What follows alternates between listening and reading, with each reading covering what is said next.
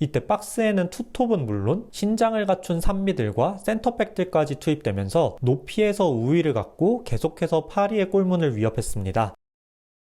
안녕하세요, 엘미야입니다. 챔피언스리그 챔피언 PSG와 유로파리그 챔피언 토트넘이 만난 슈퍼컵에서 토트넘이 먼저 2대0으로 앞서 나가며 이변을 만들 뻔했지만 PSG가 후반 85분부터 따라붙는 저력을 보여줬고 승부차기까지 가는 접전 끝에 PSG가 우승컵을 들어올렸습니다. 브렌트포드에서부터 뛰어난 전술적 유연성을 보여준 토마스 프랭크 감독은 이번 경기에서 플랜 B를 선보이며 지난 시즌 유럽 최강자 파리를 당황시켰지만 한계점 역시 드러나며 결국 끝까지 리드를 지키지 못하고 트로피를 내주게 되었습니다.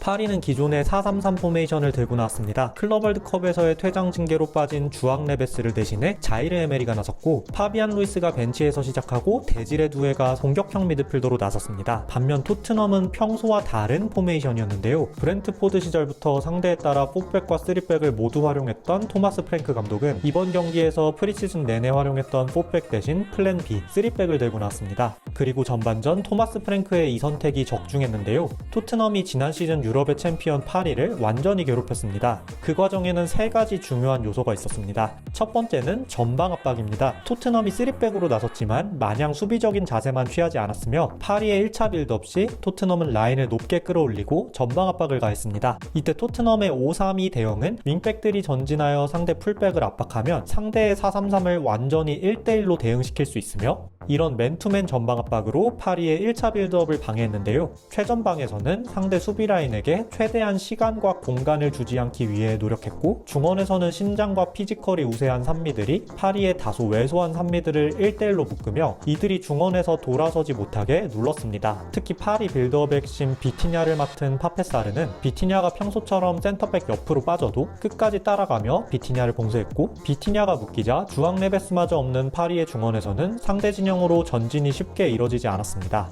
퍼스트9 덴벨레가 빌드업을 돕기 위해 내려서도 로메로가 역시 끝까지 쫓아가는 맨투맨 압박으로 이를 봉쇄했습니다. 지난 클럽 월드컵 결승에서도 첼시의 전방 압박에 당한 경험이 있던 파리는 이번 경기에서도 토트넘의 전방 압박에 쉽지 않은 전반전을 보냈습니다. 투톱이 상대 센터백들을 압박하고 윙백들이 전진하여 상대 풀백들을, 산미들이 상대 산미들을, 3백이 상대 3톱을 1대1로 묶는 토트넘의 맨투맨 전방 압박 체계입니다. 상대를 완전히 1대1로 묶고 강한 압박으로 시간과 공간을 주지 않으면서 파리는 전진이 쉽지 않습니다. 덴벨레가 빌드업을 가담하면 로메로가 전진 압박으로 이를 저지합니다.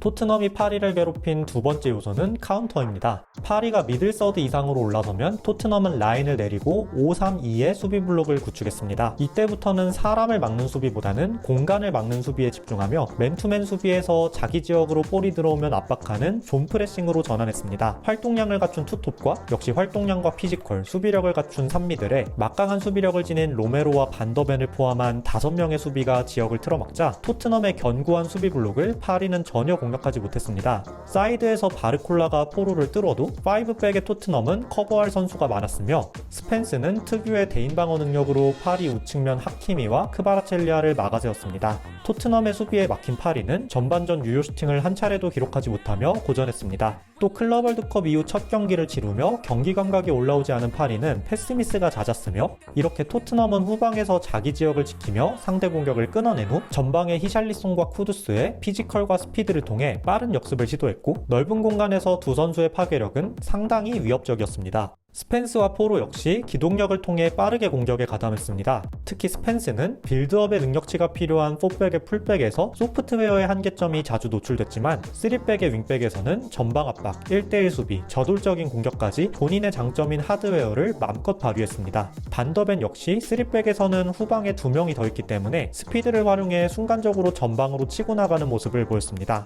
파리를 괴롭힌 세 번째 요소는 세트피스입니다. 파리가 토트넘의 역습을 막는 과정에서 토트넘이 세트피스를 얻어내면 토트넘은 이 기회를 적극적으로 활용했습니다. 브렌트포드 시절부터 다양한 세트피스를 잘 활용했던 토마스 프랭크는 코너킥과 프리킥뿐만 아니라 스로인 상황에서도 센터백 단소의 롱스로인을 통해 페널티 박스로 볼을 투입했고 이때 박스에는 투톱은 물론 신장을 갖춘 산미들과 센터백들까지 투입되면서 높이에서 우위를 갖고 계속해서 파리의 골문을 위협했습니다. 세트피스 상황에서는 스피드가 빠른 스펜스가 최후방을 지키고 포로와 벤탄쿠르가 세컨볼을 노리며 키커를 제외한 나머지 선수가 모두 박스 안에 들어갔는데요. 이때 박스 밖에서 세컨볼을 노리던 벤탄쿠르가 기습적으로 들어가며 프리로 헤딩하는 세트피스도 시도됐습니다. 하프라인에서 프리킥이 나오면 GK가 킥을 차면서 박스로 투입되는 공격 숫자를 최대한으로 늘렸고 결국 전반 39분 역습 상황에서 얻어낸 프리킥에서 비카리오가 파포스트로 붙인 볼을 로메로가 떨어뜨려주고 반더벤이 한 번 더 경합해준 볼을 팔리냐가 슛으로 이어가지만 골대를 맞고 나오며 이 볼을 다시 반더벤이 밀어넣으며 선제골을 성공합니다. 로메로, 반더벤, 팔리냐로 이어진 피지컬을 통해 득점을 만들어냅니다. 이어서 후반 48분에는 로메로가 박스 중앙에서 파포스트로 돌아 들어갈 때 히샬리송이 상대를 묶어놓으면서 로메로가 프리헤더로 추가 득점에 성공합니다. 세트피스 두 방으로 2대0을 만드는 토트넘입니다.